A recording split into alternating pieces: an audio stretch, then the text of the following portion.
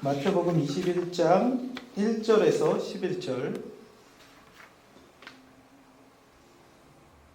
온라인으로 예배드리는 친구들도 같이 성경 보시면 좋겠고요. 우리 시간에 한번 21장 1절에서 11절 제가 한번 읽고 여러분들 한번 읽고 이렇게 번갈아가면서 교독해서 한번 읽어보도록 하겠습니다. 마태복음 21장 1절에서 11절 말씀입니다. 그들이 예루살렘에 가까이 가서 감난산 벳바게에 이르렀을 때에 예수께서 두 제자를 보내시며 이르시되 너희는 맞은편 마을로 가라. 그리하면 곧 매인 나귀와 나귀 새끼가 함께 있는 것을 보리니 풀어 내게로 끌고 오라. 만일 누가 무슨 말을 하거든 주가 쓰시겠다 하라. 그리하면 즉시 보내리라 하시니 그는 선지자를 통하여 하신 말씀을 이루려 하심이라 이르시되 시온 딸에게 이르기를 내 왕이 내게 임하나니 그는 겸손하여 나귀 곧 멍에 매는 짐승의 새끼를 탔도다 하라 하였느니라. 제자들이 가서 예수께서 명하신 대로 하여 나귀와 나귀 새끼를 끌고 와서 자기들의 겉옷을 그 위에 얹음에 예수께서 그 위에 타시니 우리의 대다수는 그들의 겉옷을 길에 펴고 다른 이들은 나뭇가지를 베어 길에 펴고 앞에서 가고 뒤에서 따르는 무리가 소리 높여 이르되 호산나 다윗의 자손이여 찬송하리로다 주의 이름으로 오시는 이여 가장 높은 곳에서 호산나 하더라. 예수께서 예루살렘에 들어가시니 온 성이 소동하여 이르되 이는 누구냐 하매 같이 읽겠습니다. 무리가 이르되 갈릴리 나사렛에서 나온 선지자 예수라 하니라. 아멘. 그래서 9월 셋째 주네요. 우리 9월 암송 구절. 네, 오늘 처음 또 이렇게 보시는 친구들도 있겠지만 한번 같이 9월 성구 암송 같이 한번 해볼까요? 같이 읽겠습니다. 시작. 주께서 심지가 견고한 자를 평강하고 평강하도록 지키시리니 이는 그가 주를 신뢰함이니이다. 너희는 여호와를 영원히 신뢰하라. 주 여호와는 영원한 반석이심이로다.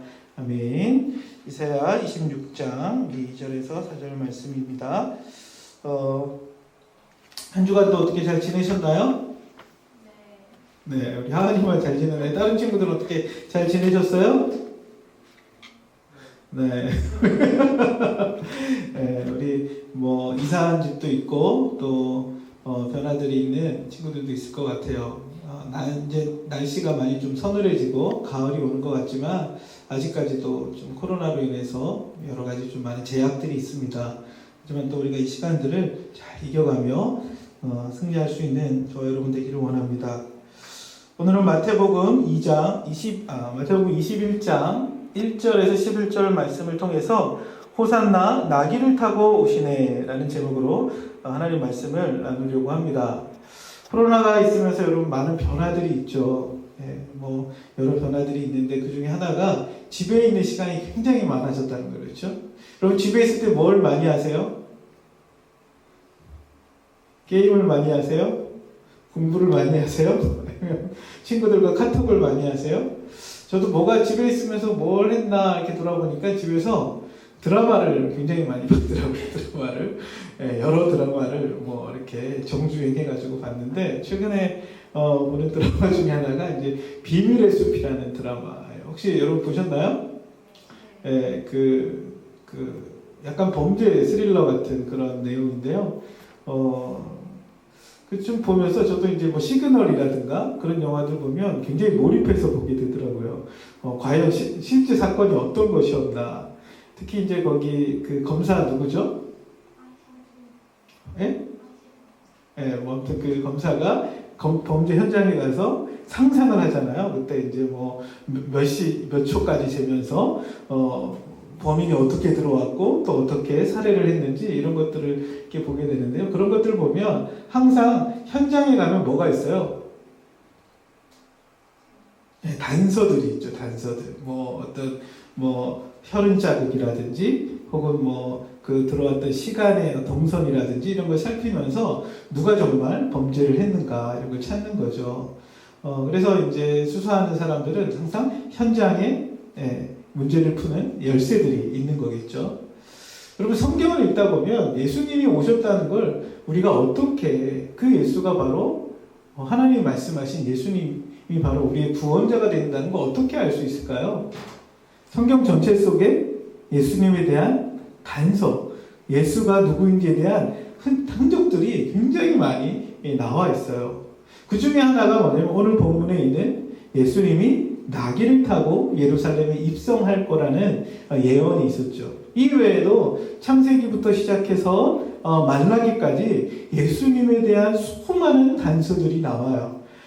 여자의 손으로 와서 뱀의 머리를 상하게 할 것이다 라고 이야기하는 것으로부터 시작해가지고 어린 양의 모습으로 우리에게 찾아오시는 자신을 우리를 위하여 대속하시는 예수님의 모습이라든가 모세가 이야기했던 그 선지자로서의 모습이라든가 다윗의 후손으로 오신다든가 예수님이 베들레헴에 나실 것이라든가 수많은 예수님에 대한 예언들이 있죠.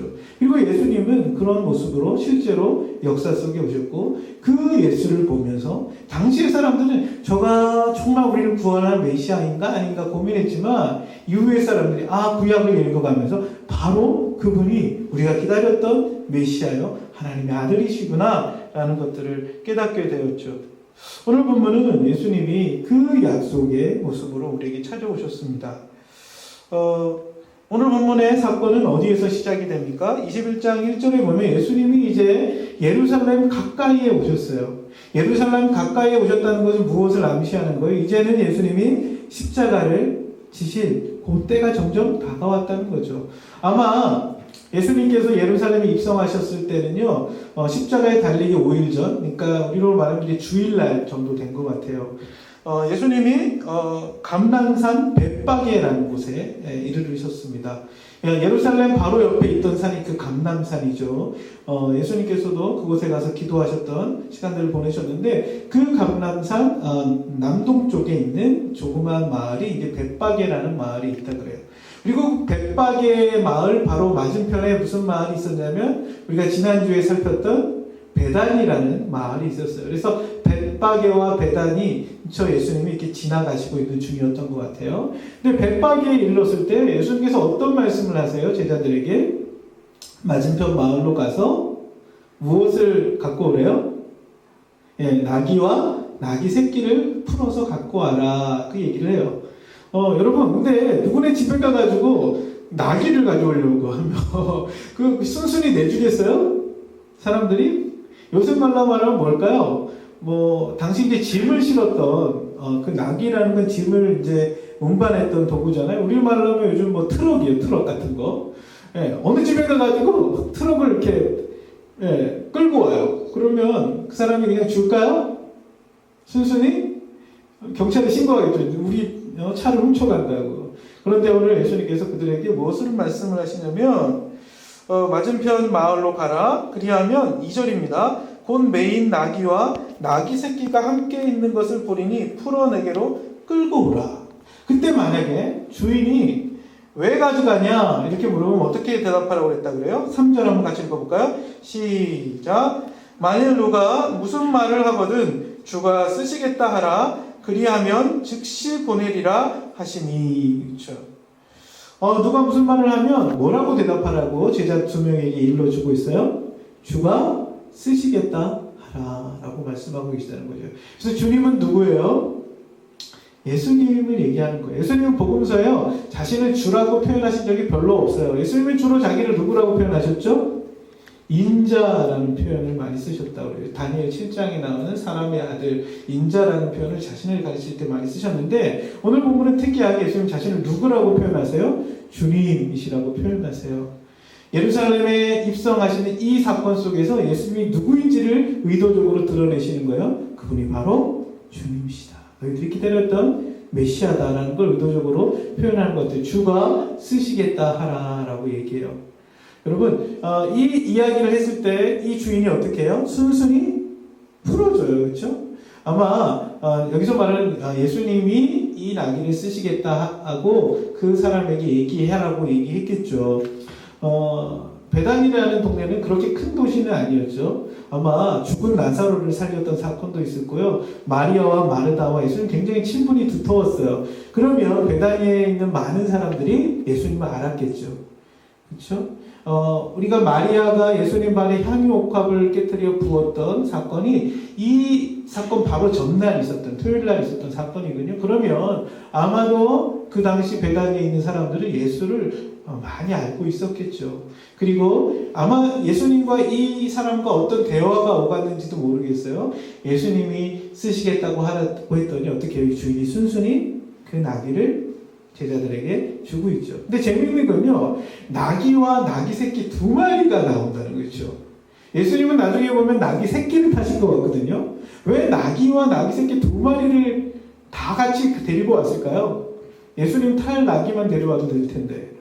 이거는 뒤에 우리가 좀 더 살펴보겠지만 그 구약에 예언된 그 예언을 따라 예수님이 그 일들을 성취하신 모습을 볼 수 있는 것 같아요.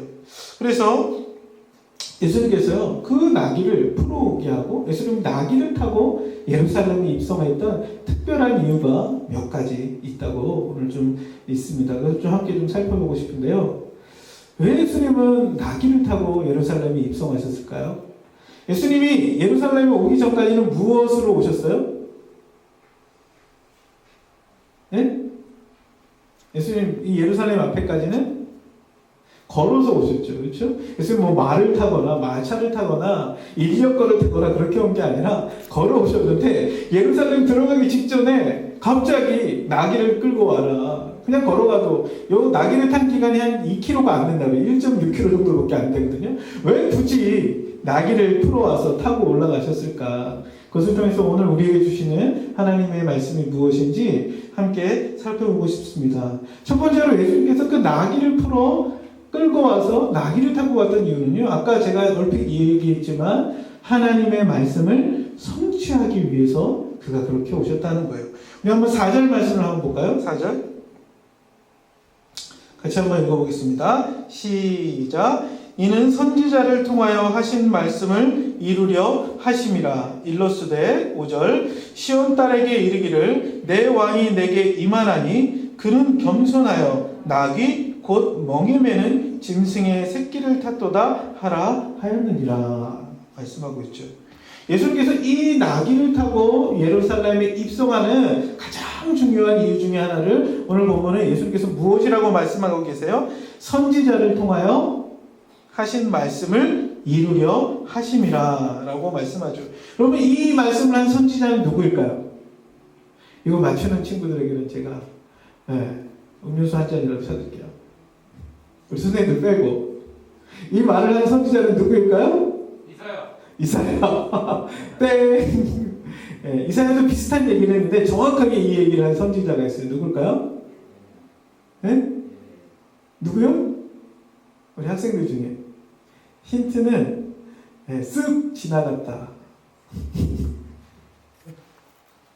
네. 스가랴라는 선지자예요. 스가랴. 9장 9절에 나오는 말씀인데 스가랴 9장 9절에 이런 말씀이 나요. 시온에 따라 크게 기뻐할지어다. 예루살렘에 따라 즐거이 부를지어다.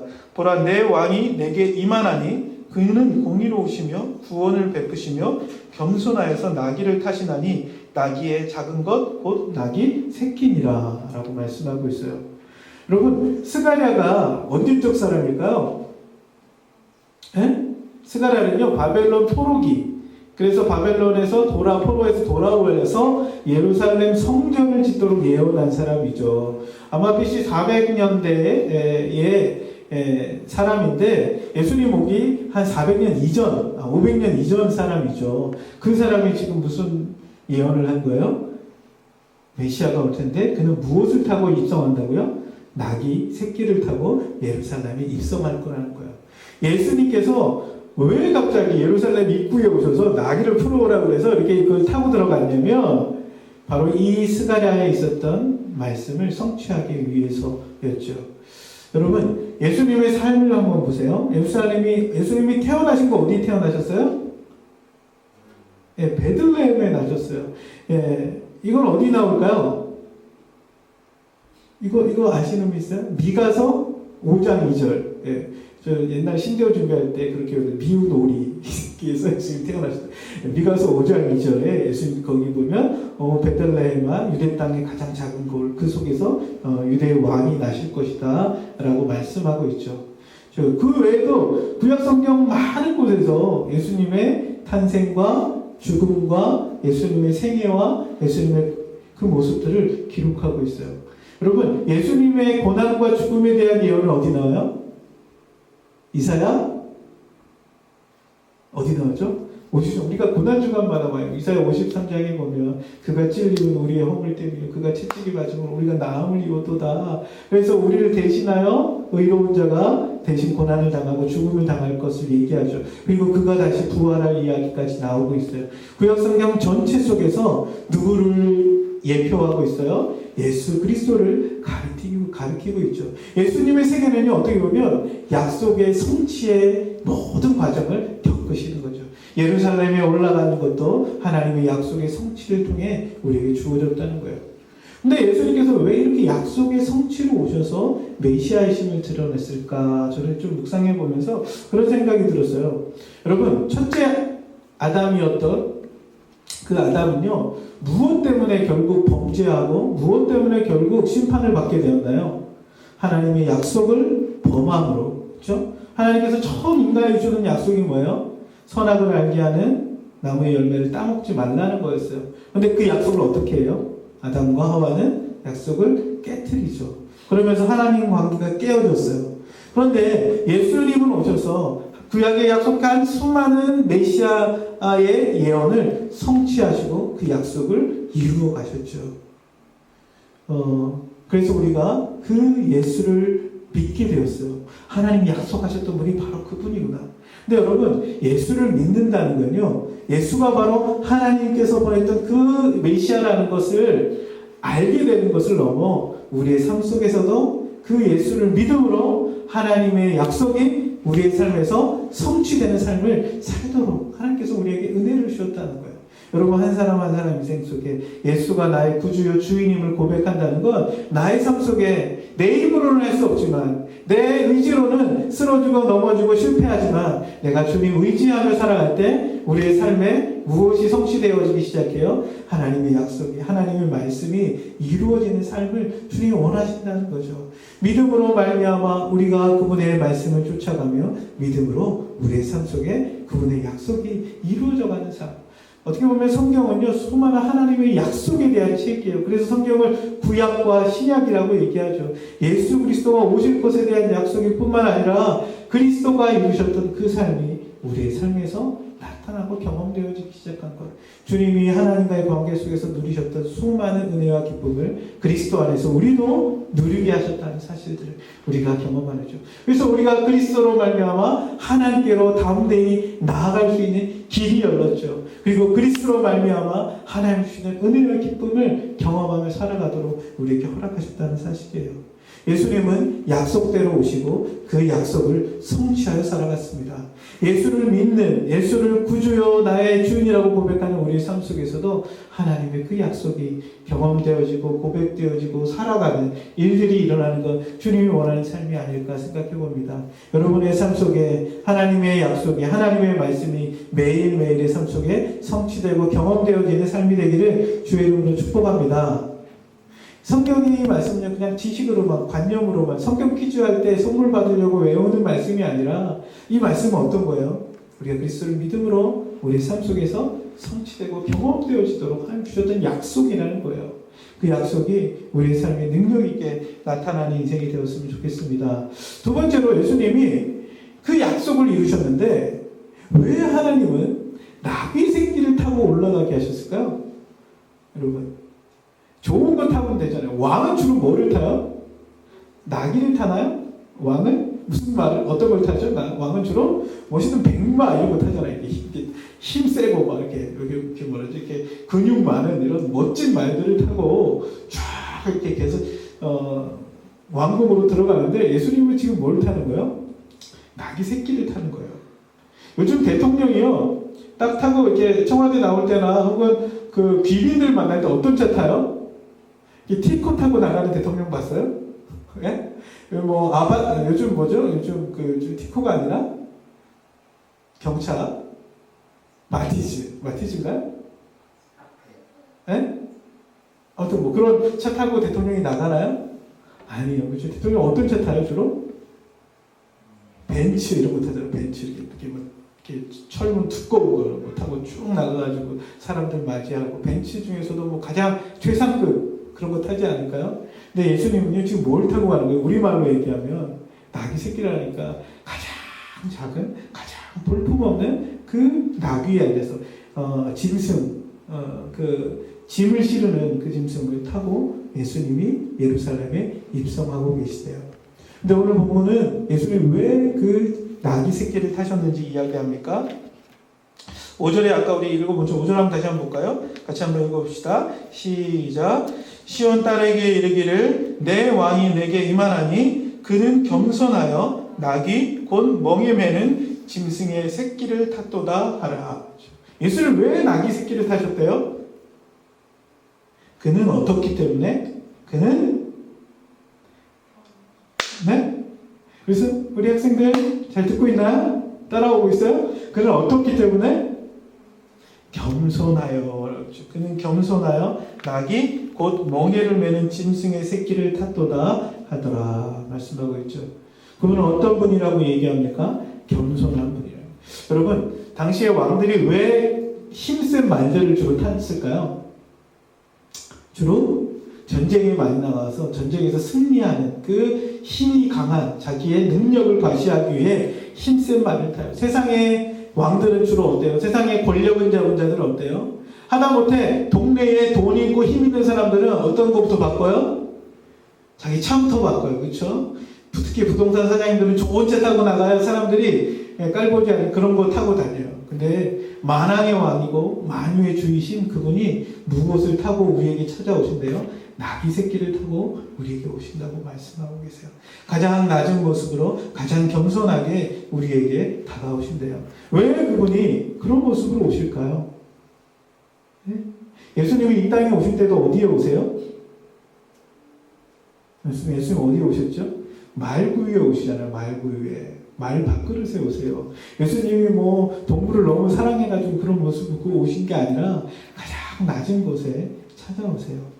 여러분, 저는 이 말씀을 이렇게 묵상할 때마다 예수님을 생각할 때마다 그분의 겸손하심, 그분의 낮아지심은 무엇일까? 우리를 향하여 한없이 낮추시는 그분은 우리와 교제하고 싶어 하시고 우리를 사랑으로 대하고 싶어 하시고 우리를 평안 가운데 초청하시는 주님의 대화 채널이죠. 온 우주를 만드시고 다스리시는 그분이 가장 낮은 모습으로 우리 한 사람 한 사람의 인생 가운데 찾아오신다는 거예요. 우리는요, 하나님이 무소불위의 권세와 힘으로 막 우리를 함부로 대하시는 분처럼 느껴질 때가 있어요. 그렇죠? 힘이 있고 권세가 있는 세상의 군왕들은 그렇기 때문에. 그런데 예수님은 어떻게 우리에게 찾아오세요? 가장 겸손하게 다가오세요. 예수님이 십자가에 달려 죽기 전날 밤 하셨던 일이 뭐예요?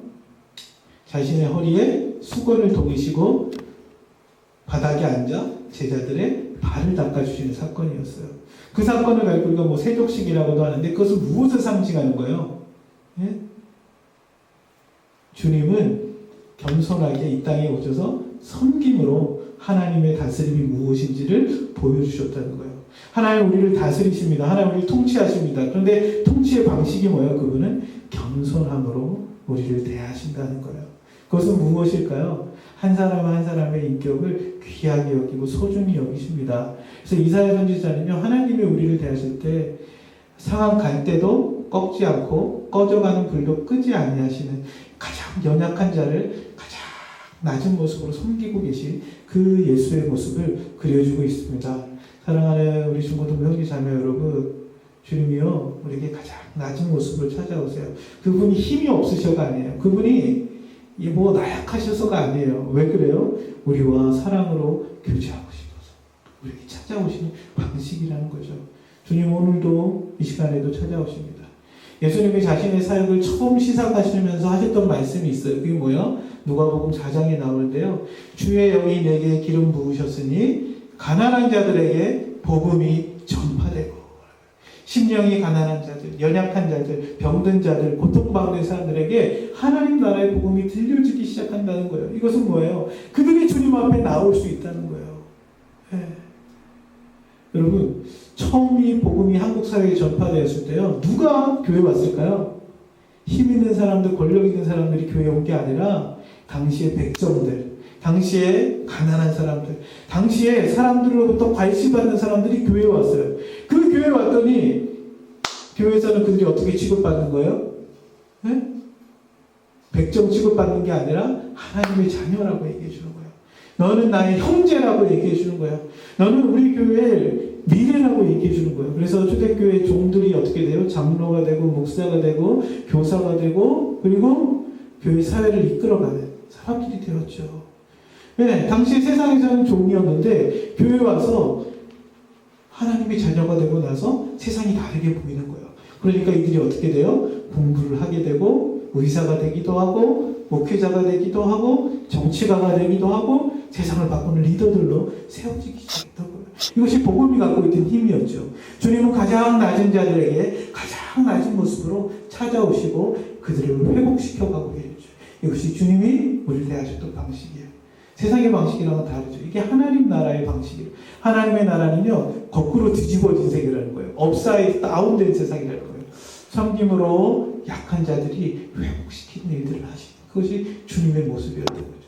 그분은 나귀를 타고 예루살렘에 입성하세요. 근데 여러분, 나귀를 타고 예루살렘에 입성, 다른 왕들은 다 당시 헤로드 왕은 뭘 타고 다녔을까요? 마차를 타고 다니는 좋은 차 타고 다녔을 것 같은데, 나귀를 타고 예루살렘에 입성하는 예수님의 모습을 보면서 떠올렸던 한 사람이 있었어요. 이 사람들은. 그 사람은 누굴까요? 네? 솔로몬 왕 아세요? 솔로몬 왕? 솔로몬 왕이 예루살렘 성전을 짓죠. 그렇죠? 근데 처음에 솔로몬 왕은 되게 겸손했어요. 예루살렘 성전을 짓고 나서 그 성전에 들어가는데 예수님이 가시던 그 동선으로 들어와요. 여러분, 성전은 어디로 들어가냐면 동쪽으로 들어가거든요. 근데 이 벳바게는 예루살렘 동편에 있는 도시예요. 벳바게를 지나 예수님께서 그것을 들어갈 때 솔로몬이요, 처음 성전에 입성할 때 나귀를 타고 성전에 들어갔다. 그 왕으로 알려져 있죠. 아마도 다윗의 자손으로 오시는 그 예수님이 오시는 것을 보면서 예언의 성취로 그들을 함께 보지 않았을까 생각을 해봐요. 여러분, 한 사람 한 사람 인생 속에 주님이 우리를 어떻게 찾아오셨나 한번 생각해 보세요. 저도 언제 예수님이 나에게 정말 가까이 오셨나 생각해보면 제가 가장 무너져 있을 때, 가장 낮은 모습으로 있을 때 주님이 겸손하게 친절하게 찾아오세요. 오셨던 것이 기억이 나요. 마태복음 11장에 보면 예수님이 자기를 뭐라고 그랬어요? 나는 마음이 온유하고 겸손하니 누구든지 내게로 오라. 내가 너를 쉬게 하리라 말씀하세요. 여러분, 주님이 겸손하기 때문에 우리가 주님 앞에서 쉴 수 있죠. 주님이 온유하시기 때문에 우리가 그분 앞에서 우리가 한껏 자유롭게 주님 앞에 세워질 수 있다고 생각되어져요. 예수 믿으면 막 여러분 내가 이상한 사람 될 것처럼 생각되죠. 막 광신자처럼. 근데 여러분, 예수 믿음에서 나타나는 건요, 주님이 우리를 자유롭게 하신다는 거예요. 정말 우리의 모습이 우리의 모습답게, 하나님이 지으셨던 그 모습답게, 죄와 사망으로 말미암아 어그러져 있고 오염되어 있는 그 모습이 아니라 하나님 원래 지으셨던 하은이의 그 모습답게, 예원이의 그 모습답게, 주원이의 그 모습답게, 하진이의 그 모습답게 주님이 우리를 자유케 하세요. 죄로부터 자유케 하시고 주님이 우리를 사망의 권세로부터 자유롭게 하세요. 그래서 그분이 겸손하게 우리를 찾아오셨다는 거죠. 마지막으로 예수님께서 나귀를 타고 오시면서 그 사람들이 예수님을 통해서 무엇을 봤을까요? 이분이 바로 우리의 진정한 왕이라는 것들을 보게 되죠. 그 예수가 바로 우리의 진정한 왕이다. 그래서 그 예수님이 올라갈 때 사람들이 어떻게 반응합니까? 그들이 예수님이 갈 때 뭐를 벗어요? 우리 한번 8절을 한번 읽어볼까요? 8절 같이 한번 읽어봅시다. 시작. 무리의 대다수는 그릇에 겉옷을 길에 펴고 다른 이들은 나뭇가지를 베어 길에 펴고 9절. 앞에서 가고 뒤에서 따르는 무리가 소리를 높여 이르되 호산나 다윗의 자손이여 찬송하리로다. 주의 이름으로 오시는 이여 가장 높은 곳에서 호산나 하더라. 이들은 두 가지 행동을 해요. 첫 번째 행동은 뭐였어요? 그들의 옷을 벗어서 길에다가 깔아요. 그렇죠? 여러분, 겉옷은요, 굉장히 그 당시 사람들에게 너무나 소중한 거였어요. 겉옷이 없으면 밤에 잠을 못 잘 정도로 이 겉옷은요, 거의 자기 재산에 되게 중요한 부분이었고, 근데 겉옷을 벗어서 어떻게 해요? 길에다 펴요. 깔아요. 이것은 무엇을 얘기하는 걸까요? 자기 겉옷을 벗어서 길에다 까는 건 예수에 대한 복종을 얘기해요. 복종을. 내가 그분께 나의 복종을 드립니다. 이것은 왕이 올 때 하는 행위였거든요. 길에다 옷을 펴는 것. 그분께 나의 마음을 드립니다. 내가 그분께 복종하겠습니다. 그분께 순종하겠습니다. 나무를 베어다가 길에 달고 나무를 들며 흔드는 것은 어떤 걸 의미하냐면 승리에 대한 얘기예요. 그래서 전쟁에서 왕이 승리하고 돌아올 때 나뭇가지를 들고 흔들면서 환호하죠. 우리가 승리했습니다. 왕이 승리했습니다. 승리의 환호를 부르는 거예요. 그러면서 이들이 두 번째로 노래하기 시작하죠. 어떤 노래를 불러요? 네? 시편 118편 25절 26절에 있는 얘기인데요. 예수께 들어오실 때 아까 9절에 이었던 그 말씀이죠. 소리 높여 이르되 호산나 다윗의 자손이요. 호산나. 여러분, 호산나라는 말은 의미가 무슨 말인 줄 아세요? 네? 지금 구하소서. 지금 구하소서. Save, now save. 우리를 구원하여 달라고 얘기하는 거예요. 구원하소서 얘기하죠. 시편에 보면 주여 구원하소서, 주여 구원하소서 이런 말이 나오는데 이게 바로 호산나, 호시아나 같은 말인데요. 우리 구원해달라는 얘기예요. 근데 누가 우리를 구원해달라는 거예요? 다윗의 자손이죠. 다윗의 자손은요, 성경 안에서 메시아를 상징할 때, 그리스도를 예표할 때 하는 표현이에요. 메시아여, 우리를 구원하소서. 우리의 왕이여, 우리를 구원하소서. 그 얘기하는 거죠. 그러면서 찬송하리로다. 주의 이름으로 오시는 이여 가장 높은 곳에서 호산나 하더라. 호산나라는 건요, 우리가 주님 찬양할 때 주로 어떤 단어 말했어요? 할렐루야라는 말 많이 쓰죠. 할렐루야라는 거 어떤 의미예요? 하나님 찬양하라고 하는데 호산나도 찬양할 때 많이 쓰였다 그래요. 할렐루야와 함께 주님은 우리의 구원자십니다. 주님은 우리의 왕이 되십니다. 그래서 우리에게 승리를 주시는 분이십니다. 그 얘기를 고백하고 있죠. 사랑하는 중고등 형제자매 여러분, 예수가 우리에게 오실 때 우리는 그분 앞에 마땅한 경배와 찬양을 드리게 되죠. 지금 이 모습은요, 기쁨의 찬양의 시간이에요. 그렇죠? 호산나, 호산나, 호산나.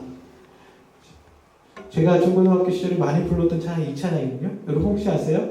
호산나, 호산나, 호산나 높은 곳에서 뭐 이런 찬양이 있어요. 근데 여러분, 가장 높은 곳은 어디예요? 예루살렘? 아니요, 가장 높은 곳은 하나님이 계신 보좌에 있는 그곳이죠. 그곳에서도 주님의 이름을 찬양하는, 천상과 지상이 함께 주님을 찬양하는, 예수님의 탄생의 때에도 이 찬양이 있었죠. 가장 높은 곳에서는 하나님께 영광이요, 땅에서는 기뻐함을 입은 사람들 중에 평화로다. 천사들이 내려와서 목자들과 함께 이 찬양을 하거든요.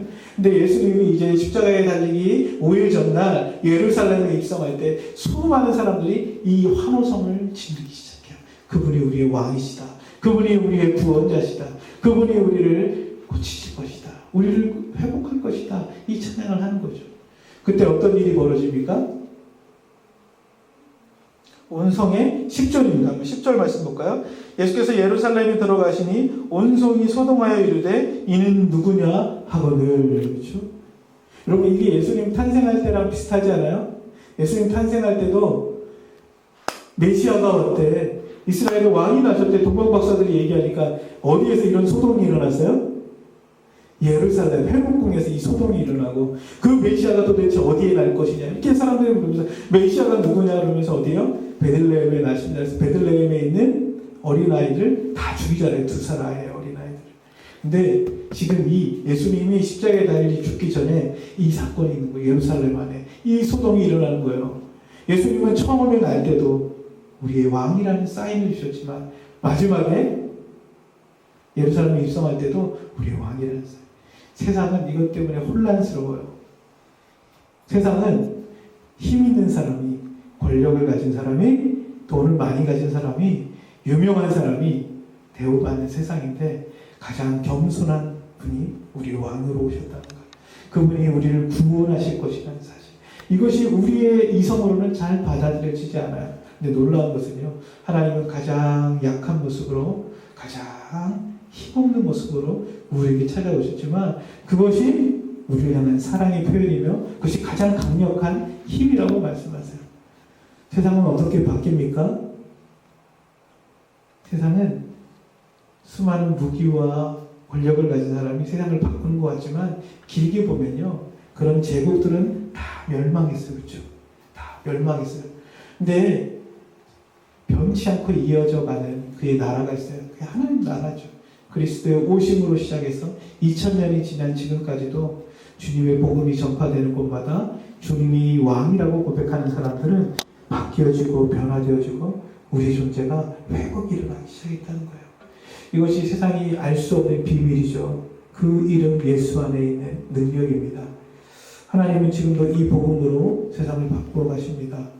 유명하고 크고 화려한 어떤 탁월한 어떤 기관이나 단체에서 세상을 바꾸는 게 아니라 예수의 복음이 있는 곳에, 예수의 생명이 있는 곳에 그 속에 하나님의 능력이 나타나기 시작합니다. 이곳에 있었던 사람들은 몇 날이 못해요. 예수님이 십자가에 못 박으라고 이야기합니다. 그런데 놀라운 것은요, 그분이 십자가에 죽으시고 부활하심으로 이 복음이 예루살렘으로부터 시작해서 온 세상 가운데 전파되고 그 복음이 우리에게까지도 전하지서 왔다는 거예요. 2000년이 지나서. 말씀을 맺고자 합니다. 여러분, 예수님이 왜 나귀를 타고 오셨다고요? 첫 번째는 그분이 말씀을 성취하게 오신 메시아임을 보여준다는 것이죠. 우리가 예수를 믿는다는 건 우리의 삶에도 그의 약속을 성취하는 일들이 나타난다는 거예요. 두 번째로 예수는 왜 나귀를 타셨나? 많은 짐승이 있었을 텐데 그분이 겸손함으로 사랑으로 우리 찾아오신, 우리를 인격적으로 사랑하시며 우리를 존재로 데려가시는 우리 왕이시라는 거예요. 마지막으로 그분이 예루살렘에 올라가면서 나귀를 타고 올라갈 때 사람들의 모습을 통해서 성경이 보여주는 것은 무엇입니까? 그분이 메시아요, 구원자요. 우리가 그분 앞에 경배와 찬양을 올려드릴 뿐만 아니라 그 예수로 말미암아 온 세상을 회복하시는 그 기쁨의 찬양을, 고백을 드려야 될 대상이라는 거죠. 여러분, 우리가 그 예수 안에 있기 시작할 때 이런 일들이 일어날 줄로 믿습니다. 이 본문의 말씀은 단순히 우리가 이제 고난주간 전주간을 뭐라 그래요? 종료주일이라고 했죠. 종료주일에만 기억할 말씀이 아니라 주님이 어떤 분이신지를 기억할 때마다 우리가 생각해 볼 말씀이 아닐까요? 오늘도 예수님이 우리에게 찾아오십니다. 나귀를 타고 예루살렘에 올라갔던 것처럼 겸손하게 우리에게 다가오십니다. 그리고 우리에게 말씀하십니다. 그분이 우리를 구원할 구원자요, 그분이 우리에게 생명을 주시는 분이라고 알려주시죠. 오늘 이 말씀 기억하면서 우리 좀 잠깐 기도하는 시간 가졌으면 좋겠습니다. 예수님께서 나귀를 타고 예루살렘에 올라갔던 그 모습을 보면서 여러분들은 어떤 생각이 드십니까? 어떤 마음이 드십니까? 오늘 우리에게 일주로 찾아오시는 그 주님을 기대하며 소망하며 주님이 말씀을 이루셨던 것처럼 우리도 말씀을 따라가기를 원합니다. 주님이 겸손하게 우리에게 찾아오셨던 것처럼 우리도 주님과 교제하며 또 주님을 알려주는 그런 삶이 되어지길 원합니다.